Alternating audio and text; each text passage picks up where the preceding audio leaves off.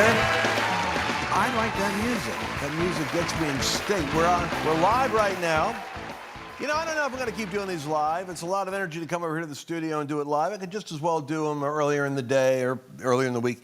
But there's something about the fact that it's live that I think is a quality about it that maybe pulls something more productive out of the experience. There's something about the live electronic medium and the electricity of the anointing. Mercedes, you're here.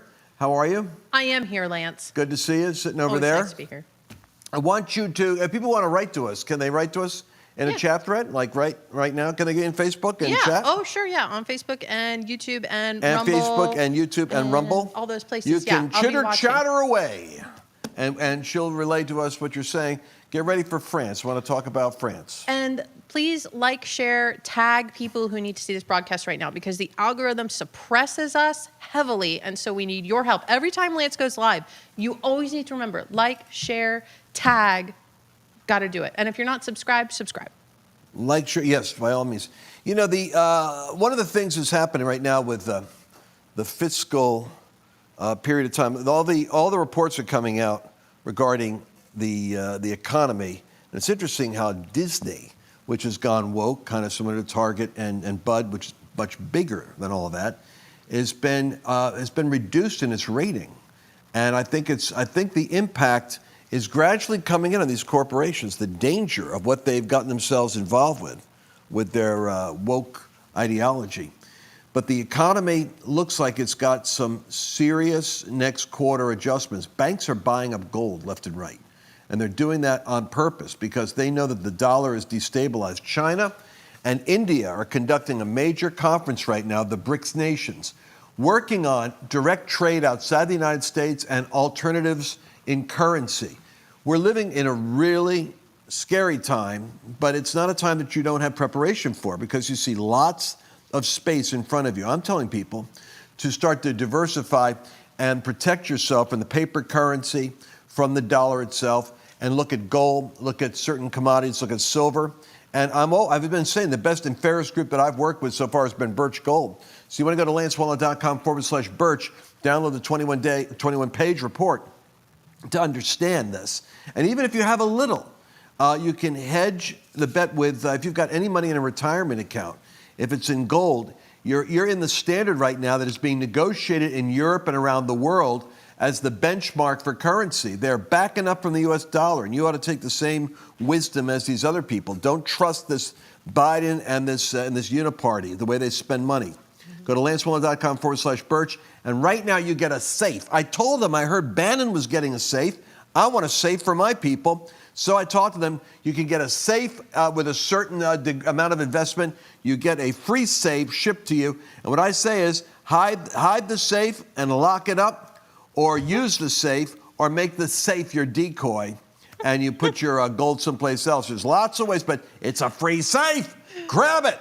lancewallnau.com/Birch. And stop laughing at me, Mercedes. No, I think it's so funny. It's like you got like this elaborate plan. You're like, no, you could hide the safe. Now, that could be the decoy. But, I just want to say, sometimes it's like, hey, why do you talk about Birch all the time? Well, we learned today it takes 10 to 12 times to hear something before you take action. And so I think Lance is right. I think we don't talk, honestly, I don't think we talk about it enough, how you need to be thinking and being shrewd like the world's shrewd, and like Lance just told you, and shifting your funds from dollars that are depreciating into gold. You have to have a diversified portfolio. That is so critical, and the people at Birch are happy to help you, especially like Lance is saying, if you have an IRA, protect your retirement account.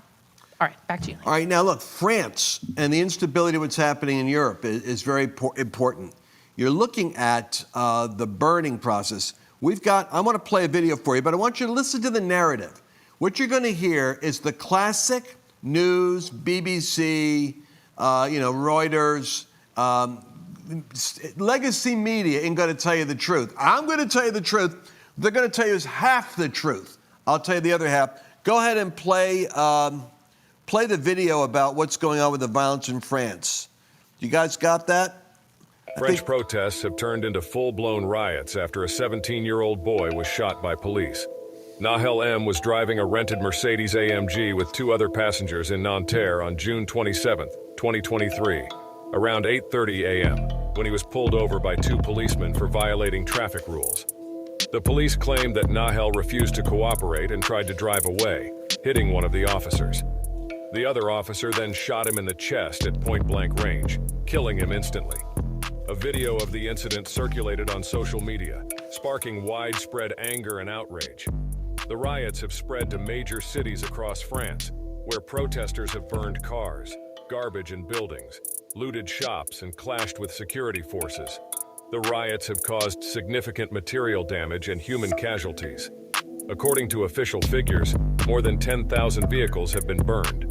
492 buildings were damaged or destroyed, and 3,880 fires were started. More than 170 police officers were injured during Wednesday's clashes, while 180 protesters have been arrested. The total cost of the damage is estimated at hundreds of millions of euros. The government has deployed 40,000 police officers across the country, nearly 4 times the number mobilized on Wednesday. So let me give you some other statistics.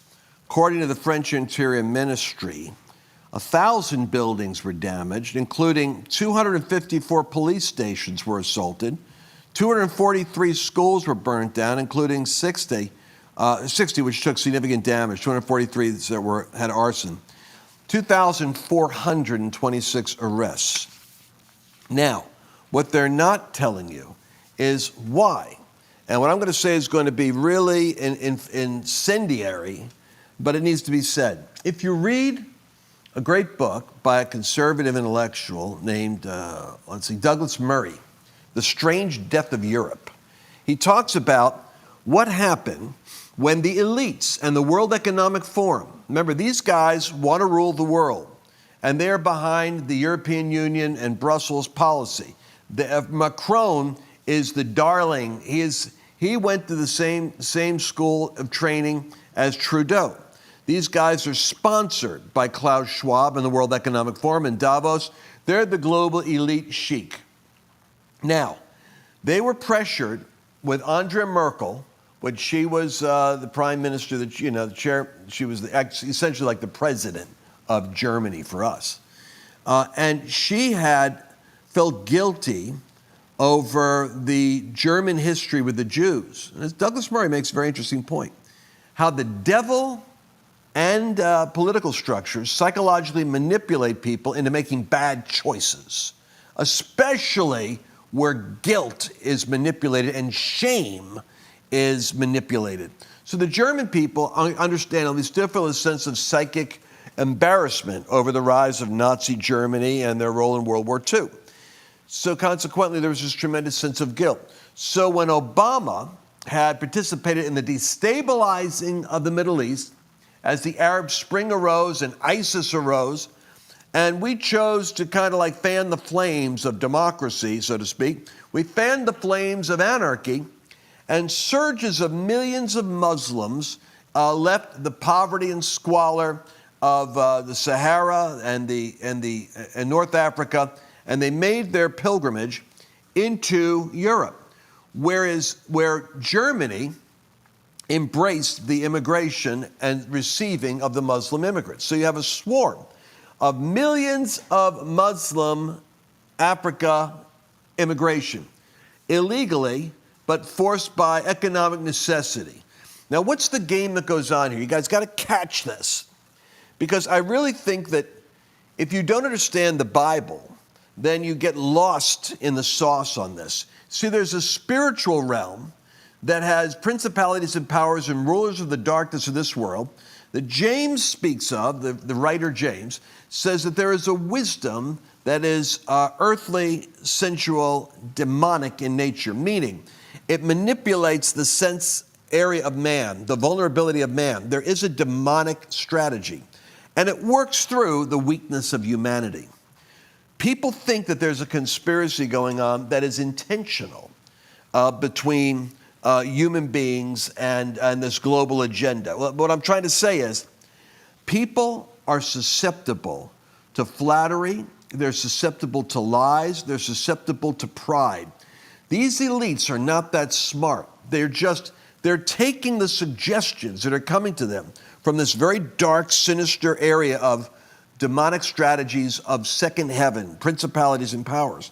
and they're influencing global leaders, which is why Paul's admonition for the first century church was pray for rulers and those who are in authority, that you might lead a godly and a peaceable life. You pray for all rulers in authority, and included the crazy Roman dictators and senators. Eventually, the Christians would come out of that darkness and literally would become the reformational force that established Europe in the level of sanity that it has right now. What has happened with Merkel is she felt guilt, demonically manipulated guilt about the Jews.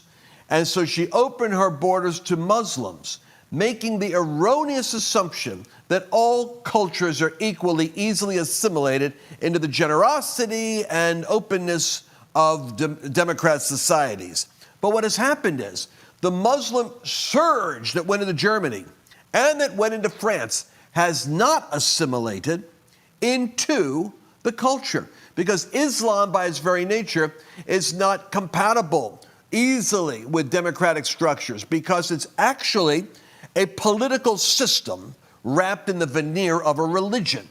And so it's actually, it's a political agenda to rule and dominate wrapped in the surface of a religion. Having said that, there has been a festering division between the growing Islamic community and its discontent with European democracy, European culture, and France in particular has had a disastrous story of bringing integration into these elements. I don't know if you've ever had a fish tank, but I remember that we made the mistake of putting certain fish together in a fish tank, thinking, oh, they're all beautiful tropical fish. Some fish don't get along with other fish. Among their own, they're fine. But you put them together with others, and oh my gosh, we came home to devoured fish in a fish tank once, Annabelle and me, and got the realization that the South African cichlid, for instance, doesn't swim well with your goldfish. It eats them. I remember Lance once, my son Lance had a hermit crab that he put into the same fish tank as, what was it? What did he have in that tank? Was it a frog? And what ended up, Carl? Was it the frog attacked the hermit crab, or the hermit crab attacked the frog? We had frog legs.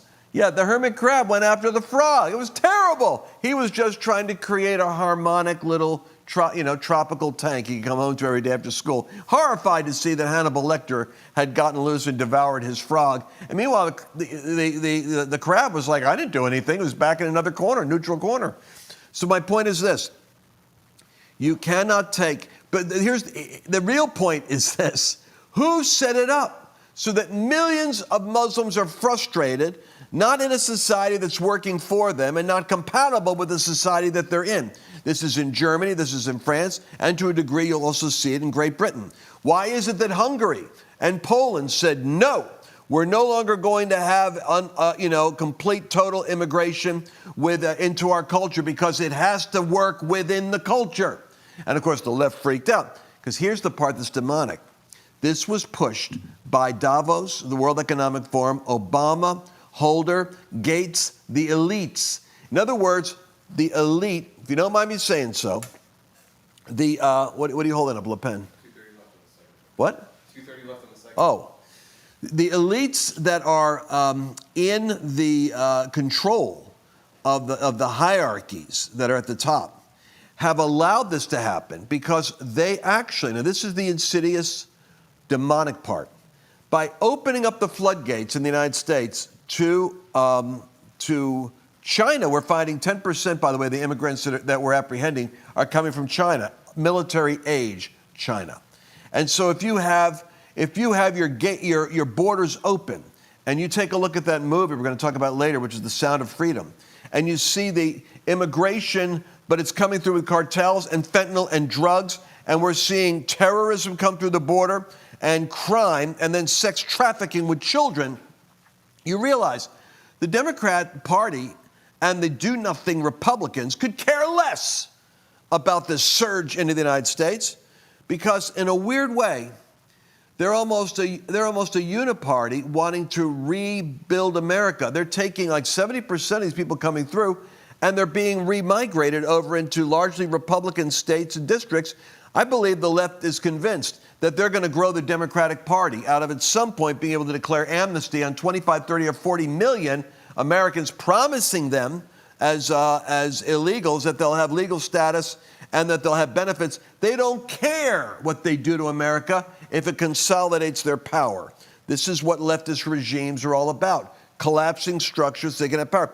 That's where I believe the demonic is actually working with the human and giving ideas to humanity that is collapsing culture. Well, what are they doing in Europe? It's the same thing. What's weird is they play the race card about Islam as they play the race card in the United States about African America, because they're mostly, if you notice, they're white, liberal, wealthy elites. All of the upper strata of the European elite at the European political level are all white elites. What that really suggests to you is there is an insidious manipulation of history taking place right now. And it's happening in France with the Muslim community, using them as a weapon or a tool in order to destabilize France. And I believe that the elites know what they're doing. They're producing anarchy there as they want to produce anarchy in the United States so that they can crack down on the anarchy and declare the government as having more power to restrain the madness. It's all going to work out in a demonic way to empower the elites to shut down the nation in order to establish peace. That's what I believe is happening. And that's the end time plan. Is there a way to interrupt it? Yes. And I believe God is interrupting it, because I'm going to give you some information in a minute that'll explain how it's failing in Europe and it's failing in the United States. We'll be right back. Oh, we're still alive, right? This is for wrap. All right, so that was a Real America's Voice segment there, folks. See, I'm doing two things at one time. So that goes on Real. You guys got to check out Real America's Voice. When are we on Saturday? 8 a.m. East Coast. 8 a.m. East Coast? Yes. 8 a.m., man, East Coast. That's 9 a.m. in Dallas. It's 10, 11 a.m. on the West Coast. But I love watching Ben, and I get so much out of that. And what I just want to come back and finish talking about this. Okay, we're going to restart the clock then. Because, well, all right, well, just give me a second. I wanted to also tell people about Jim Caviezel. I saw the movie last night. Go ahead. I want to encourage all of you here I just saw the movie last night, which is The Sound of Freedom. Powerful movie. It's made $20 million so far in the box office. But I want you guys to be able to sign up for it, and I actually have information on how you can do it. It's on the screen. It's on the screen? Boom. There we go. Angel.com/WALLNAU. You can get tickets. You can find out where the theater is. You can support this. This is a people-led movement. It was blocked for 4 years. Mm-hmm. I guess Disney had it for a while. Of all the weird things, it wasn't allowed to be released. It was perceived to be a right-wing movie. It isn't. It's about sex trafficking. When did sex trafficking become a protected category of art in the left? I don't know. It's really perverse. But it's not a political movie. It's about the sex trafficking of kids. And it's going to put a lot of heat on the open border, I promise you. You know, and I saw it like 4 years ago when they did a special premiere at this, organization we're a part of. And I was like, what happened in this movie? It was so moving. It was so moving. And then when they did this trailer, Tim Ballard was actually in the movie theater and stood up at the end and then really explained all the different characters, how they were prosecuted. It was so moving and powerful, and then it just fell off the face of the earth for like 4 years. I used to Google it. And so I'm so excited that it's out now. And we actually went, me, Larry, and we brought our daughter Liberty, and you were like, oh, should Liberty see this? I mean, and since I had seen it, I knew there wasn't really anything gratuitous in it. And she's, like 13. And so, but she saw it. She's like, I'm so thankful I saw that. Like, we were in the car with her the other day. She's like, it was really powerful. It was a really powerful movie. So anyways, everyone should go see it. It's, and just know, because it's got a good ending, right? And so it's not, but it is intense. It is a little like emotionally. Well, it is. I mean, it's a dark subject. Anyone that has to imagine having a child being abducted, but then to realize 2 million children are abducted, and that the phenomena is that one of the largest clients is the United States. One of the largest participants in the criminal cartels is Mexico. Yeah. And then you have an open border. So you have the realization that these children are being sent across to be united with adults that are not their parents. Mm-hmm. in order to be taken into the sex slave and distributed around who knows where. It's freaky bad. And so I want you to go to Lance Wallnau or angel.com/Wallnau. Yeah, get your tickets. Get your tickets because but the movie's powerful and it's suspenseful and it's great and it's entertainment on its own. It works. It's like a drama. It's a drama. It's a good drama. It's a good drama. Yeah. And Jim Caviezel does a great job. Anyway, we're back at the Lance Wallnau Show. Now, I just want to talk about this idea. I heard it spoken a lot by Bannon. They always coin these interesting terms, whether it's a honey badger or whatever. But it's the Thucydian trap. Thucydian. It refers to the Peloponnesian Wars between Sparta and Athens. And the Thucydian trap is the theory that when one nation, like the United States, has been preeminent in the global world, and another nation is coming up like China, that invariably when Sparta and Athens, as one city grows or one nation grows, another must ultimately feel as though its power and prestige and dominance and advantages are being assailed, and it's inevitable that the two collide in some way. They war with each other in some way. But the Thucydian trap in the United States and in Europe is far more cunning, because it isn't the rising up of the migrant in power and the nation collapsing in power. It's the deliberate opening of borders by elites to create anarchy and culture so that the elites can crack down and have greater power over culture, which is why you've got to see what's happening with the Supreme Court rulings in the light of the Thucydian trap and how it is breaking down on the elites, meaning Satan's second heaven plan isn't going as well as they thought to sweep up and control the masses. Because what happened was the people have woken up to what happened with COVID. They realized that the Biden administration was pushing media companies to control and delete and suppress content that was adversarial to the science of everybody getting a vaccine, and that there's a pandemic of the unvaccinated infecting everybody else. That was the Biden line. That was what he was taught to say like a sock puppet, and that's what he said when he wasn't falling down. And so the narrative was such that the CIA, the FBI, the security apparatus of the intelligence community went to work on Twitter, went to work on Facebook in order to target people like you and like me. I got strikes. I ended up with 250,000 people taken down on YouTube, and others have suffered because we spoke out. You can't speak out about what happened in terms of election integrity or in terms of January 6th gatherings or in terms of, you can't speak another narrative because the government says that doesn't agree with the Communist Party line. We'll lock you down, we'll shut you out, we'll put you out of business, we'll lock you up, we'll fine you. Well, an interesting thing happened on July 4th. A federal judge issued to Biden and to his administration an injunction saying that you can no longer meddle with social media companies. Now, the Fifth Circuit Court of Appeals will probably push back on this, and then it'll be pushed back on again. But the federal judge, nonetheless, has said Biden can't push social media companies to delete content. He can't intimidate them anymore. And what broke the truth out was Elon Musk. Elon Musk, by exposing the secret pressure valves that were coming from the White House to suppress stories, to create fake news. It's like a CIA operation over their Twitter, giving you fake narratives that you had to cover because they look like trending topics, but they weren't coming from valid accounts. The government was running Twitter as much as possible as an extension of propaganda policy persuasion.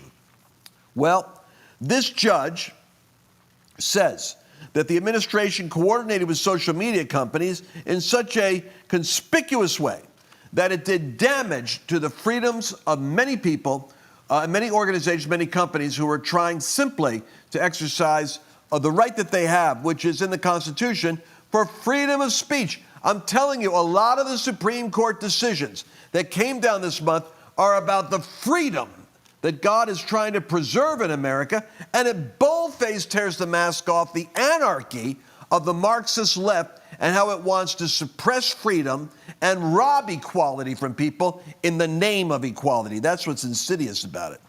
So these three rulings, we got a federal judge rule in favor of two Republican attorney generals in Missouri and Louisiana that brought a lawsuit claiming that Biden was pressuring social media companies with federal censorship, that from Hunter Biden's laptop to COVID-19 to mask mandates and other stories, the judge himself said the following: the evidence produced thus far depicts an almost dystopian scenario during the COVID-19 pandemic, a period perhaps best characterized by widespread doubt and uncertainty.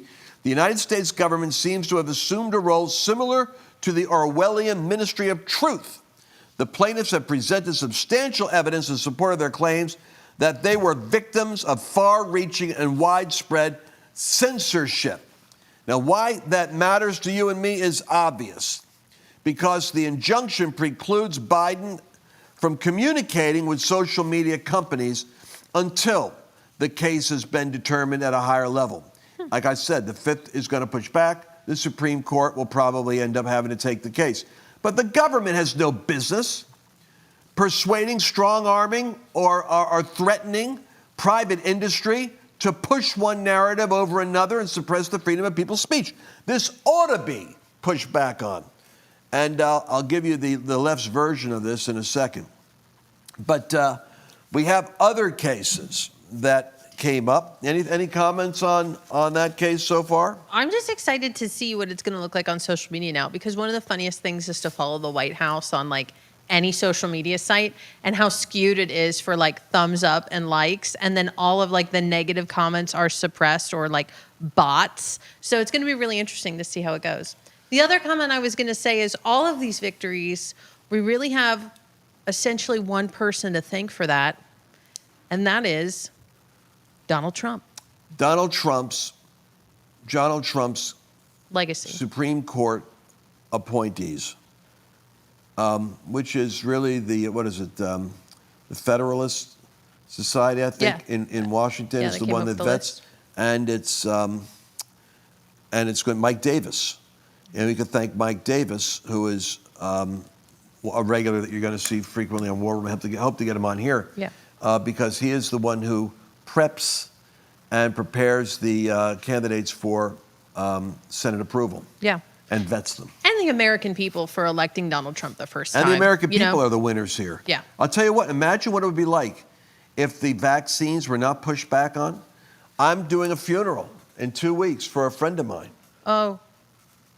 I can't even talk about it, can I? Not right now. Not live. No. Yeah, well. Sorry. You can fill in the gap on what happened to him, and he knows what happened to him because he talked to me about it. We'll do it what we'll do is, because we're going to have to end anyways. I'll end the show in a couple of minutes, and then I'm going to give you 4 minutes anyway, 5 minutes anyway. Yeah, we'll do it for tomorrow's show. I'll do it for tomorrow. Okay, but I mean, this thing is for real. So progressives, of course, are aghast. There was a couple of decisions that were made. I'm going to read you something which I think is important for you to hear. Joe Biden, Senator Schumer, and Ocasio-Cortez and their allies in Congress and academia have been blowing up their arteries of disinformation because they want the government to compel Americans to express opinions that are contrary to their deeply held beliefs.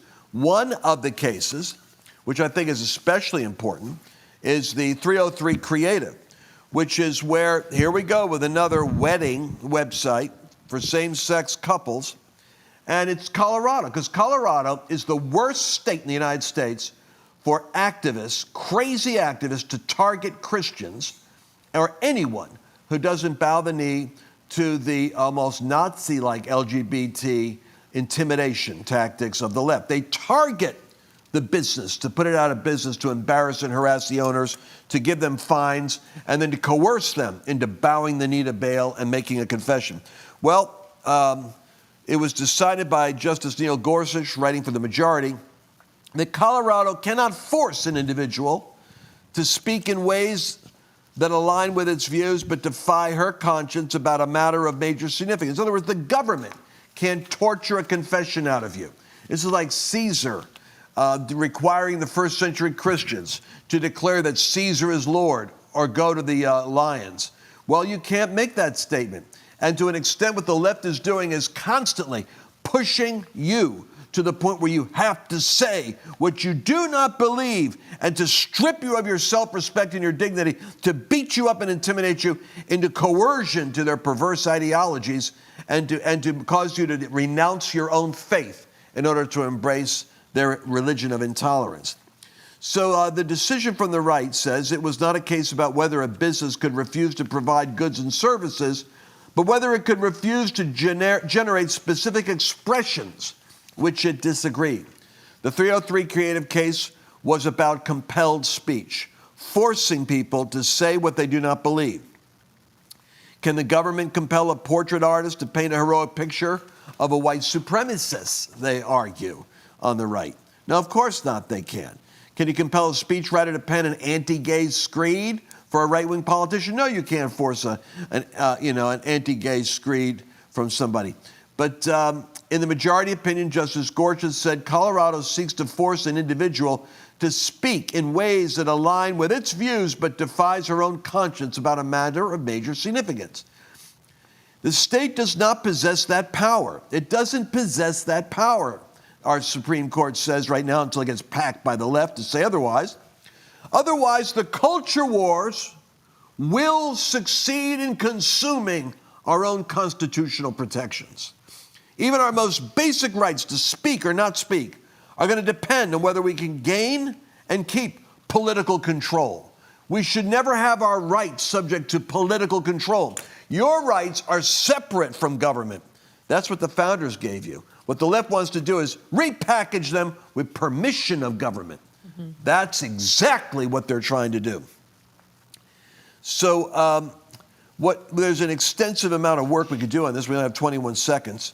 I just want to say that the three cases that came up having to do with compelling, again, an artist to have to make a confession contrary to their religious faith, or the Biden's decision to arbitrarily give money to rich college kids to forgive their debts rather than to poor people who really need relief, that was shot down by the court.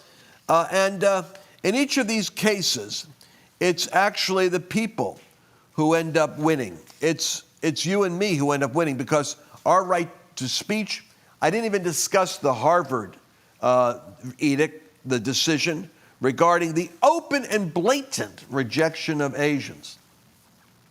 That from being able to get into Harvard because of the warped system of giving the advantage to minorities over qualified Asian Americans, another minority. All right, so anyway, the court made those great decisions, thank God, and it gives you hope. And what I want you to see is in the midst of all your battles, you've got to see where the Lord is willing to continue to weigh, and the American people, this is the cool part. The network elites don't like these decisions, but Mercedes, 70% of Americans polled agreed with the decision that Asian Americans should not be disadvantaged to any other race when it comes to admission to college. Mm-hmm. Every student should be qualified based upon their ability to overcome, their demonstration of certain characteristics of achievement and perseverance that will contribute to the life of the university when they're part of it. So that, and that's going to continue to be the criteria. But I wanted you guys to hear this story. Did you end the RAV segment? Because you're a minute 30 over. Did you end it? Well, I can't do everything. I didn't end the RAV segment. Did you or did you not? No, I didn't. I'll have to continue on and do that. Okay, we can't do a minute 30 over RAV, so you're going to have to say something. I understand that, okay, but I'm making a point now, and I cannot be interrupted. Well, I just need to know, because I only have so many resetting? things I can do. Here's what I want to tell my people before we go off of the live. Okay, should I reset the clock for 12 minutes? Will it be 12 minutes? Do what you want to do. I'm talking to a live audience right now. So am I. I'm just trying to figure out what we're doing. I want you to know right now where we're going to be, because I'm going to be, I just realized I never tell people where I am, and all of a sudden I pop up in different parts of the country. I didn't know you were going to be here. I'm going to be July 12th through 14th. There's an event going on in Portland, Oregon. It's called, you can go to hervoicemvmt.com, her voice, which is abbreviated for movement.com. Lisa Bevere, Lou Engle, Cheon. A number of us are going to be gathering in Portland, Oregon. I'll be speaking on July 13th. We believe a movement is developing where women are rising up, the Esthers, the Deborahs, the Jaels, that the women are actually rising up in a unique way against messing with the children. The schools that are targeting the children, mama bears are rising up and fighting back. And because of that, I want you guys to recognize it's a powerful big meeting. If you got Lou and the Beveres and Cheon, myself, I believe it's movement potential. It's going to be hervoicemovement.com, MVMT. Portland, Oregon, July 12th, 13th, and 14th. You'll want to be there. And then Colorado Springs, Fire and Glory, July 16th through 19th. We will be broadcasting. We'll be all those places. And you're going to love it. I'll tell you what, the live meetings are especially powerful. And now we've run out of time for our Real America's Voice segment, but we're going to be coming right back in a moment with more exciting news. We're still live. We're still live. Yeah, so what do you want to do? Because we'll just edit it, I guess? Yeah, we'll have to edit Okay. it. We'll have to edit it. Okay. Because I just went a little bit over here. See, people, this is I what know. happens. I've got 30 minutes, or well, actually, no. We do a whole hour. We can break those segments up a little bit any way we want to. Well, yes and no. So they have to be pretty close to 12 minutes because Rav runs commercials on Jim Pluto. Caviezel. Do you want me to reset the clock? What do you want to do? Yeah, sure. Well- I'm about to end this broadcast here. Yes, exactly. So I can't keep talking shop and ignoring the audience. So Yes. I just want to say $20 million on the opening day for the opening week with the box office. That and Indiana Jones was a big disappointment, evidently, I'm hearing, for Disney. So there's, again, another interesting factoid on what the trend is what's happening in the United States and what really is taking place in the influence. We're going to come back in tomorrow night's segment. I'm going to be talking to you about some interesting, the cocaine powder that showed up in the White House, that Titan sub. Some more information is coming on it, and I just think you guys ought to be the first to hear what's happening in those areas. But thanks a lot for being with us tonight. And remember, we are seeing victories, these victories in the courts, even what's happening in France. What's curious about that, the elites are allowing the Muslim community to come in. They're not being assimilated. I believe they know it's going to generate strife, and I think they plan on cracking down on overall government control like they did with COVID, bringing everybody into submission. The problem is Italy and the Dutch and the Netherlands, Sweden, and you're going to see this in France. They're moving center to center right. The populist movement is beginning to become not only disenchanted, but switching sides in terms of the elites. They believe they're being governed badly. And no amount of control of media and public education in the United States or in Europe compensates for the reality of people's own experiences and their ability to communicate and mobilize. So you're going to see some interesting things develop. But Europe, remember this, is 24 months to 12 months ahead of the United States. They're the canary in the coal mine. They did Brexit, we did Trump. What you're seeing over there can easily happen in the United States. There's a very similar dynamic that's possible. But in both cases, we're seeing a movement, a spiritual movement, moving towards traditional values and restoring national identity rather than open borders and no nation-state status. The one world empire pursuit of the EU or the Chinese Communist Party, of Davos, is not going to succeed because the desire of people is to identify who they are based on their history, their customs, their religion, their faith, their physical borders. Nations are not willing to bend over right now and become part of the beast global system. And that means God's not finished yet. The end time harvest is about to break out. That's the next thing that happens. See you tomorrow night. This place tonight, and it runs mighty, mighty, mighty deep. Hallelujah.